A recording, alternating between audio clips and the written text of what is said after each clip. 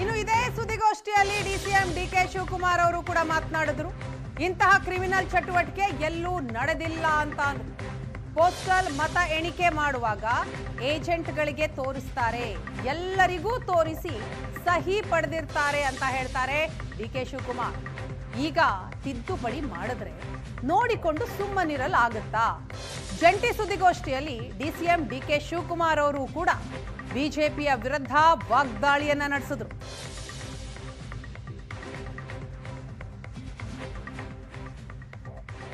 ಇವತ್ತು ನಡೆದಂತಹ ಜಂಟಿ ಸುದ್ದಿಗೋಷ್ಠಿಯಲ್ಲಿ ಡಿಸಿಎಂ ಡಿಕೆ ಶಿವಕುಮಾರ್ ಅವರು ಕೂಡ ಬಿಜೆಪಿ ವಿರುದ್ಧ ವಾಗ್ದಾಳಿ ಮಾಡಿದ್ರು. ಪೋಸ್ಟಲ್ ಮತ ಎಣಿಕೆ ಮಾಡುವಾಗ ಏಜೆಂಟ್ಗಳಿಗೆ ತೋರಿಸ್ತಾರೆ, ಎಲ್ಲರಿಗೂ ತೋರಿಸಿ ಸಹಿಯನ್ನ ಪಡೆದಿರ್ತಾರೆ.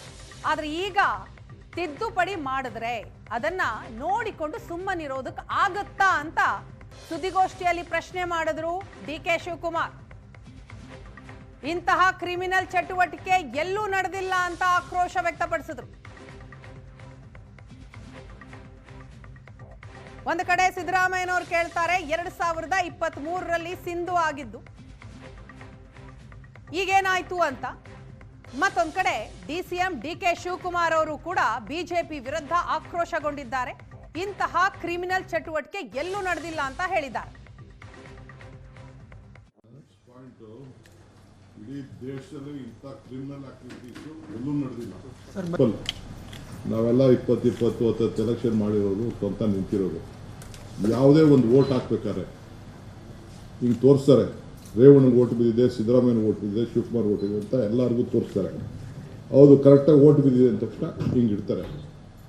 ಸೊ ಎಲ್ಲ 252 ವೋಟು ಕೂಡ ಏನು ಪೋಸ್ಟಲ್ ಬ್ಯಾಲೆಟಲ್ಲಿ ಬಂದಿತ್ತು ಅದಕ್ಕೆಲ್ಲ ಸಿದ್ದರಾಮಯ್ಯನವ್ರ ಪರವಾಗೋ ಇಲ್ಲ ರಾಜೇಗೌಡನ ಪರವಾಗಿ ಓಟು ಬಿದ್ದಿದೆ ಅಂತ ಅಂದ್ಬಿಟ್ಟು ಸೇರಿ ಅದನ್ನು ಬಂಡಲ್ ಮಾಡಿ ಇಲ್ಲಿ ಇಟ್ಟಿದ್ದಾರೆ.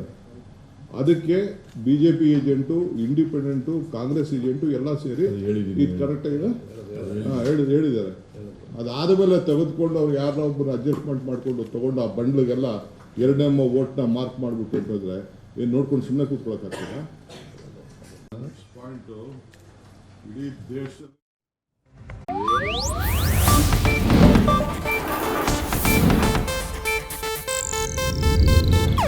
ಇದು ಏಷ್ಯಾನೆಟ್ ನ್ಯೂಸ್ ನೆಟ್ವರ್ಕ್ ಪ್ರಸ್ತುತಿ.